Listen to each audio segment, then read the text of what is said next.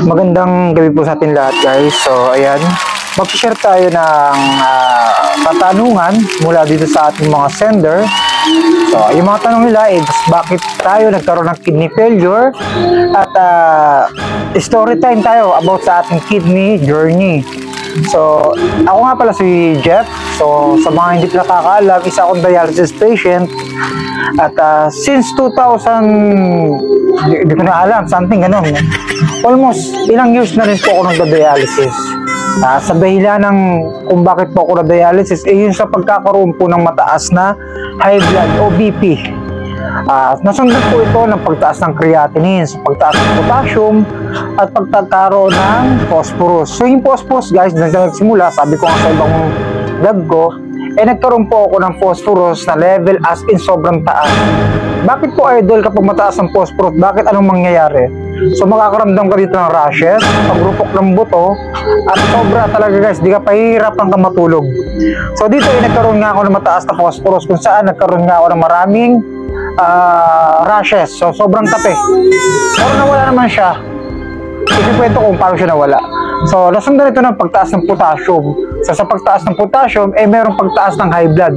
So tumataas yung high blood mo, nahihilo ka, nahihirapan kang huminga, nahihirapan kang matulog. At nasundan na ito, guys, ng pamamanas ng aking binti at mukha. So habang lumilipas ang panahon, dito ko na pagtanto na hindi na normal yung katawan ko. Kumbaga, hindi na ako nakakatulog, hindi na ako hindi na ako nakakakain ng maayos, may halo na ng pagsusuka, hirap sa pagtulog, madalas sa pagkakaroon ng lagnat, at syempre hindi mawawala dito yung pagsakit ng aking balikat, bewang, at mga hita. So ito pala ay parte na ng pagsakit ng pagkakaroon ko ng kidney failure. So nag-start siya sa kidney failure. Kung alam ko sana at kung meron sana akong idea kung ano yung may iwasang pagkain at inumin, maagapan pa sana. Yun nga lang, dahil nga po nasa part tayo ng buhay pamilya, mas priority natin kumita, at nawala na sa akin yung kasabihan na ipagpahinga ko muna yung mga nararamdaman ko dahil napakahirap kapag ako yung nagkasakit sa pamilya, mas lalo ako mahirap. Nawala sa akin yung, idol. So doon ako nag-focus sa pagtatrabaho ko. Sa bawat nararamdaman kong sakit, iniinuman ko lang siya ng pain reliever, which is napakabawal pala yun kapag nag-medicate, self-medication ka. So napakahirap hanggang dumating sa point na ang creatinine ko po ay umabot na ng 700. Dahil nga po marami nag-a-advise na huwag kang magpapadialysis, mapapadali ang buhay mo. Hanggang hindi nga po nagpa-dialysis. So anong nangyari? Dahil hindi nagpa-dialysis, bumilang pa po ng 7 days. Mahigit almost 1 week and 3 days bago ko napagtanto or bago ko i-accept na need na po talagang mag-emergency dialysis. That time na, ayun yung mga araw na talagang sobrang hirap tanggapin. Kasi dialysis na yan wala ka ng takas dyan once na nag-start ka na. Dahil nga po nahihirapan na akong huminga, nahihirapan na akong maglakad, nahihirapan na akong matulog, hindi na ako makakain ng maayos, iba na yung nararamdaman ko at iba na rin yung mga nakikita ko. Doon na dumating sa point ko na kailangan ng tanggapin yung katotohanan na mag-dialysis. Kaya ito ako ngayon, guys, thankful pa rin kay God at binigyan tayo ng kalakasan kahit pa paano compared sa mga iba na kasamahan ko dati na maagang nagsi-abroad. Kaya napakahirap po, guys, kapag na-dialysis po. Lagi ko pong pinapaalala yung mga followers ko, subscriber ko na bigyan nyo po ng pagkakataon yung katawan nyo na kapag talagang pagod na, ipagpahinga nyo. Kapag talagang kailangan ng check-up, huwag po kayo maging madamot sa katawan nyo. Kasi parang sasakyan yan Minsan hindi natin alam kung kailan tayo dadapuan ng sakit. Minsan, yung akala natin hindi tayo nakakatulog, nahihiro na pala tayo ng sakit na kidney failure o heart failure. Yung akala natin makati, akala lang natin hindi tayo nakaligo ng maayos. Yung akala natin pagtaas ng high blood natin, iisipin lang natin, kumain lang tayo ng mali. Pero yung pala, is part na pala ng kidney failure. So, nagpaparamdam na pala siya. So, napakahirap, guys, kapag nangyayari to sa isang individual tulad natin na wala talaga tayong idea sa sakit bilang isang chronic kidney disease.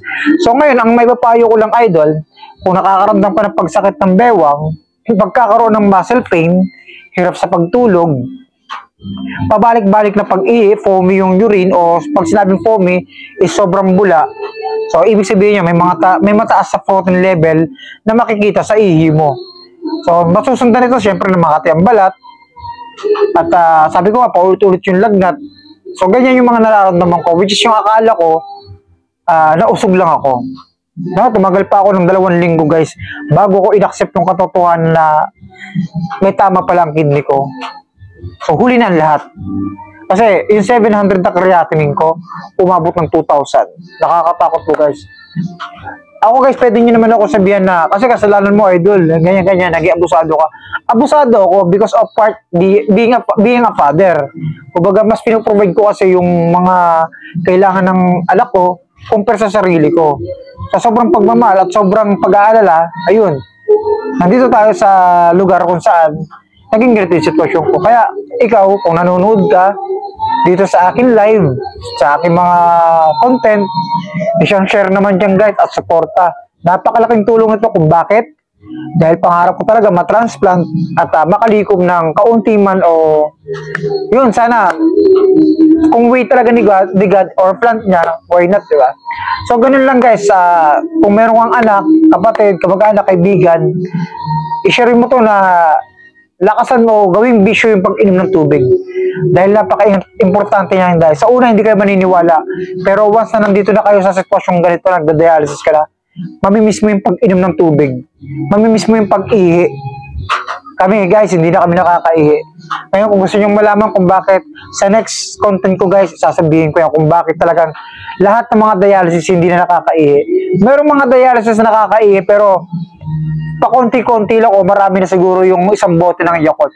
So, ganun guys. Pero, sabi ko nga, bilang dialysis patient, marami kang pagdadaanan. Mga pagdadaanan na minsan hindi mo matatanggap, minsan tatanggapin mo na lang, minsan kakayanin mo na lang kasi kailangan. Pero ang most problem kasi dito guys, is hindi mo na lahat magagawa yung iba mong gusto. Lahat pwedeng may bagbago. Limitado na yung paggalaw, limitado na yung pag-inom, limitado na yung pagtulog mo, limitado na yung pagkain mo, limitado na yung pag-explore mo sa mundo. Lahat yung guys mawawala. So ganun guys, ganun kahirap. Kaya muli, maraming salamat po. And God bless sa inyo. Naway pagpalain tayo ng Panginoon at bigyan pa tayo ng kalakasan. At sa yung nanonood at nandito sa aking tahanan, ayan. Maraming salamat sa iyo. God bless at naway gabayan ka ni Lord with your family, friends at lahat-lahat. Thank you and God bless po. Bye-bye!